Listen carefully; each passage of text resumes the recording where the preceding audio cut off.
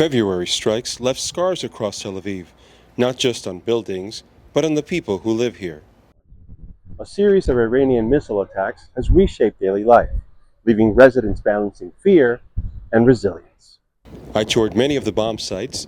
What I found were monuments of violence, jagged concrete, twisted metal, and rubble standing in stark contrast to the everyday life continuing around them.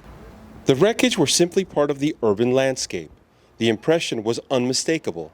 Tel Aviv residents have become so accustomed to living under the strain of conflict that the physical scars of war have faded into the background, almost invisible. When sirens wail, Tel Aviv streets empty in seconds as residents sprint toward the only places that offer even a measure of safety, the underground shelters. They're functional, but far from comfortable, bare concrete rooms with the basics needed to survive, including full bathrooms, but little else. A resident told me bluntly that there simply aren't enough shelters in the city or the country to adequately protect everyone. There's a third of the population that has no shelter or cannot get to a shelter. They've been moving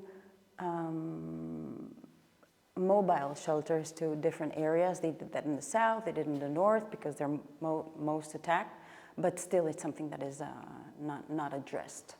The constant threat of missile attacks and the regular need to seek refuge in bunkers have created a significant psychological burden on the population.